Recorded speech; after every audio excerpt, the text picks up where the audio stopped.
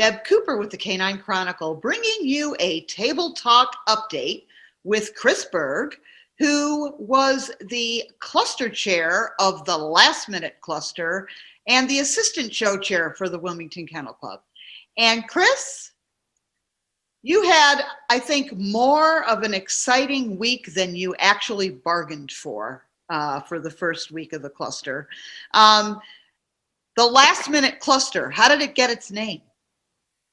Because we pretty much, what we ended up doing, once we realized there were an open date, there were a bunch of kennel clubs up here in the Mid-Atlantic that had canceled their shows.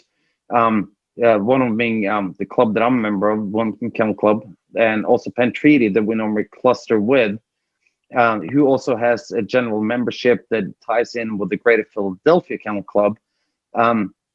We found out that the weekend prior to the Hunt Country cluster in Doswell had an open date.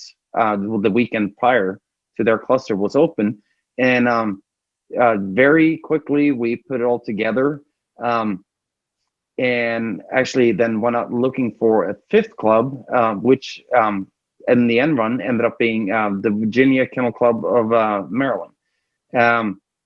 I think from the get-go to the premium list going up, we're looking at about probably close to 3 weeks from even the idea coming up until we had a premium list out. It was about 3 weeks. How long does it normally take you to do that same planning?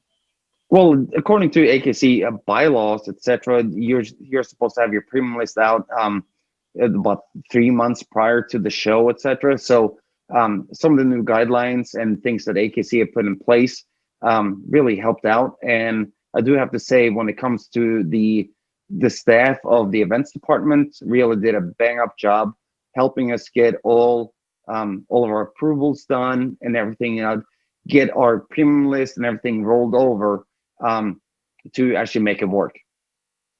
So 3 weeks from a concept to an actual premium list and entries opening? Yes, entries opening and another 5 days. Our premium list was available on Friday, entries open on the following Wednesday. So yes, so less than 4 weeks from concept to opening of entries. And normally that process is well over 3 months. Yes, that's correct. So congratulations to you, not only for getting all of that work done quickly, but most importantly for thinking outside the box, looking for an alternative, because I believe that those were the first shows in the area, were they not? We did, there were shows in Springfield, Massachusetts the weekend prior to ours, but within our geographical area, yes, these were the first ones we've had in since the York shows, which was when everything shut down back in March. Great. So everything was great. You got all your entries. The show begins, and I believe you might have hit a little bit of a bump on Friday. Well, I've been calling it the Friday speed bump. Actually started out Thursday night, where I got word that we actually had a positive COVID test on our grounds, and at that point really did not know how to proceed. There were really no guidelines. We've all been around dog shows where there's been issues with weather, being snow, storms, hurricanes, etc. There were really no clear guidelines to follow on this. So once I garnered all the information I could get, it was about 10:30 on Thursday night, and then just try to come up with a battle plan, how we're going to proceed. Are we going to cancel one day? Are we going to cancel the rest of the circuit? So being that canceling 3 days, or then how will that actually affect the next 5-day cluster following on the same grounds?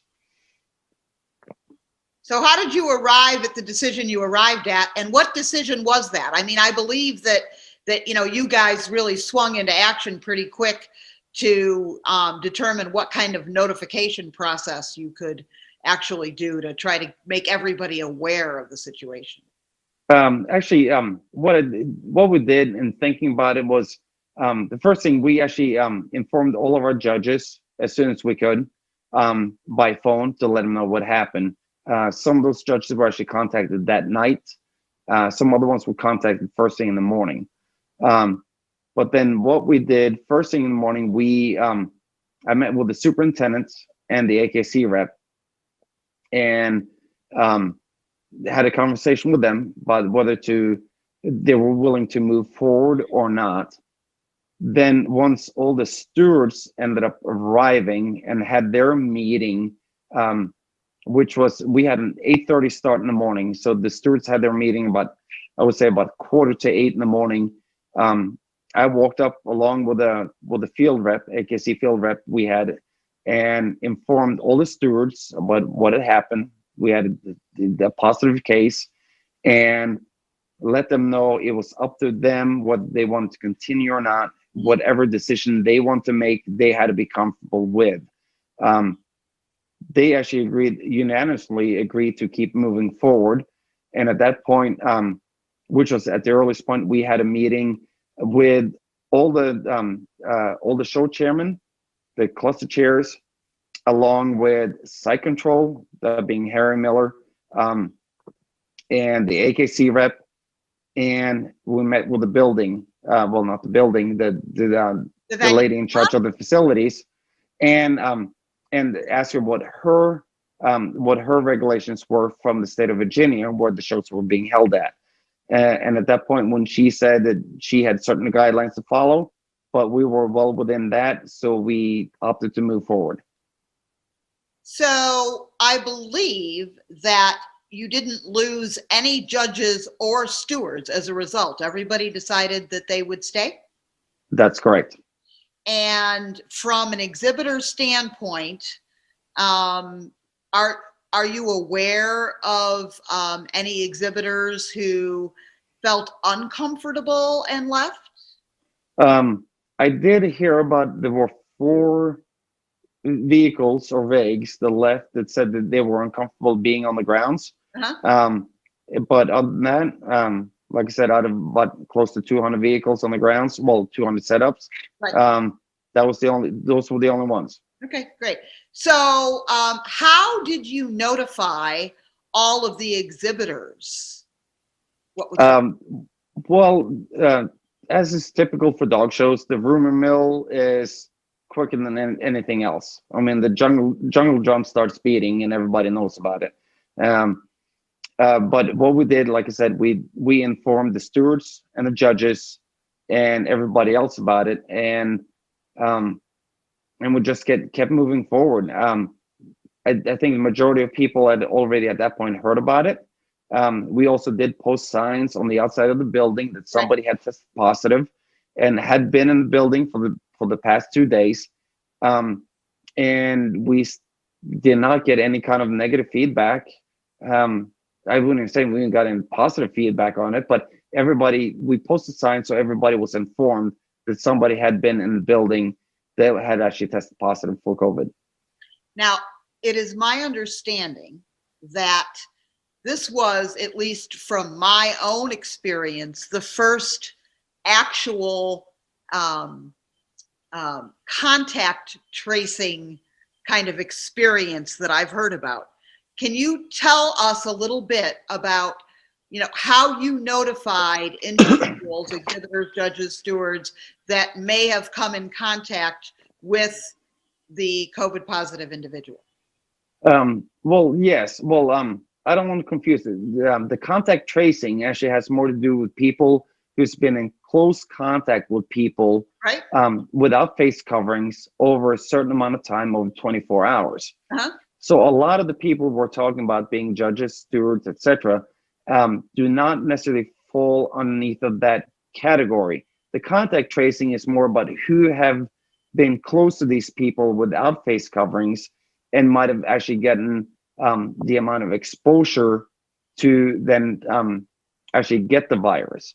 But what I did, I started, I contacted the handlers per se and got their list of breeds they had shown over the last couple of days.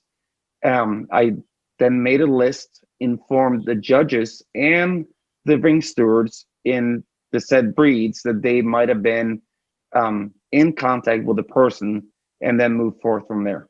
Okay. Did you notify the exhibitors that may have been in the ring with that individual as well? Yes, each individual breed where people had been, we did our best to get the word out to everybody that they had been in the same ring as said people. Chris, you and I chatted a little bit earlier about how, when the guidelines first came out and we were all very diligent about practicing those guidelines,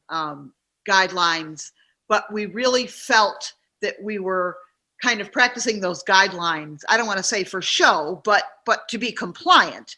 However, realistically, we didn't feel like it was necessary. And I think as a result of this, I know my view has changed because tell me a little bit about the feedback that you've received now that we're about 14 days from the day the individual was on the grounds. Mm-hmm. Have you had any kind of feedback that there has been anybody else that has tested positive? None. Which so to me, that would indicate. Go ahead.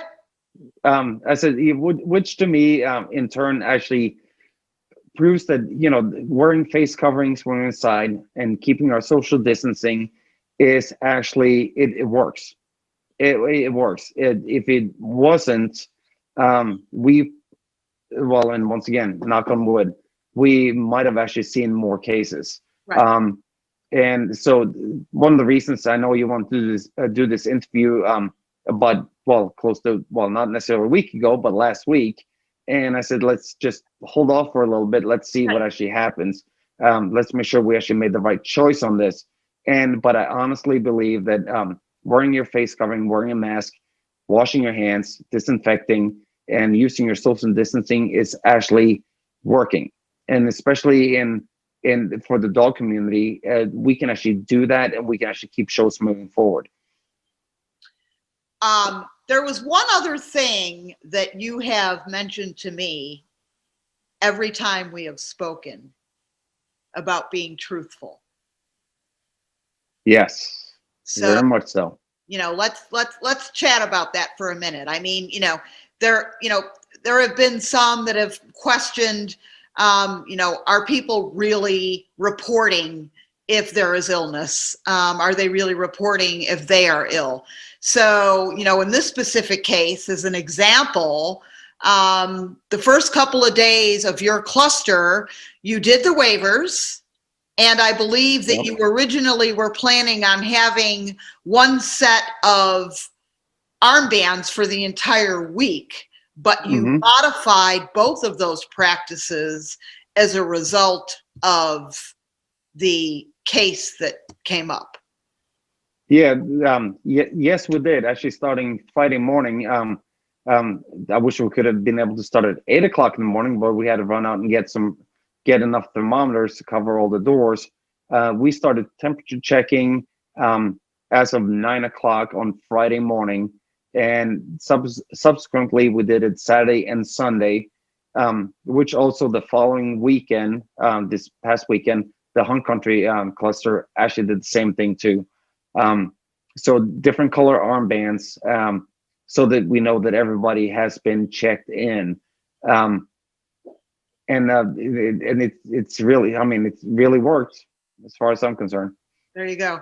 So, again, I want to congratulate you for, kind of sticking with it and managing the process as carefully as you did.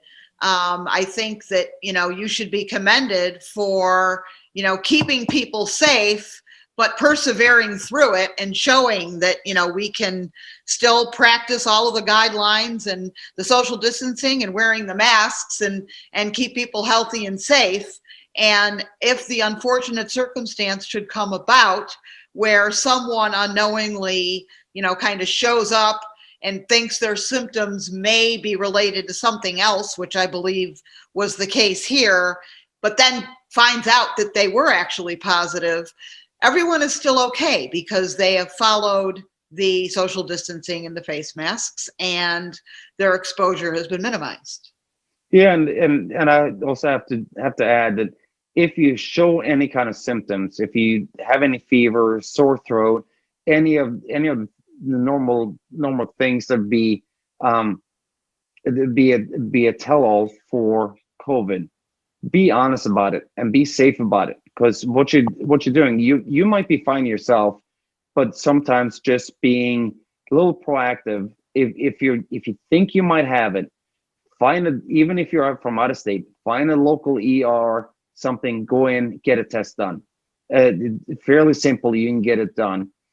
And then secondly, just to do a little follow, what we ended up doing once we had that positive case, which might happen elsewhere too, we actually we had already had a custodial staff on hand, and uh, through the grounds, we actually had them set up and then come in and do a complete fogging down, doing the antiviral fog down on Friday evening, which is as soon as we can actually get it done when the building was empty. And all public areas all got fogged down with the antiviral. And we also stepped up all of our what we call point of contact places to be wiped down, even just about every half hour to an hour. That being door handles in front of the building, the ATM machines, the vending machines, everything else got wiped down as often as we could. Which is once again, it's going to mitigate the spread of this virus in case it was out there. Got it. So if you had a message that you wanted to deliver to other show chairs and the fancy in general, what's that message? Keep planning, keep moving forward. Like we did, do your show and go.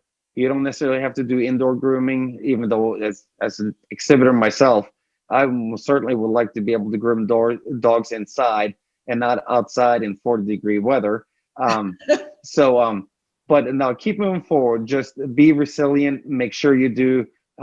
You put the proper etiquettes in place, and also make sure you know what your local guidelines are, whether it being city, county, state, whatever you follow. Know what their guidelines are when you go into it. So just in case, if something were to happen, you know what you have to follow. Because everything is different from state to state. Had this happened in a state further up northeast, they probably would have shut it down. Right. So it's going to be different regulations from state to state, county to county, city to city. Make sure you know whatever is going to apply to you, follow them. Got it. Well, Chris, I thank you for the time you spent. I know you've had a heck of a 2 weeks here. You must be absolutely exhausted. Hope you got a little bit of rest today. In any event, everyone, this is just another indicator how resilient we are as a fancy, and we need more resilient cluster chairs like Chris to keep us moving forward. So make sure if you've got a minute, you volunteer for your shows. Please go stop by your show, your club, volunteer to steward or ask them what needs to be done, because putting on a show right now does require more hands than it does under normal circumstances. So Chris, if I could just add in, for anybody out there, especially your professional handlers, my age or younger, a lot of our local clubs all over the country, the average membership, the age of the membership is in the danger category for COVID. They need young people to step up. It doesn't hurt you to take a weekend off for making money and support your local kennel clubs. If we don't do it, there's going to be a lot more clubs going out of business, or older people, the older club members are just going to fold up. There's going to be nobody young to pick up the leads after that. So if you could step up, do something, support your local kennel clubs. That's a and I'll leave it at that. Point. Thank you so much. Well, get some rest. Everyone, we'll see you soon. Okay. Thanks, Debbie.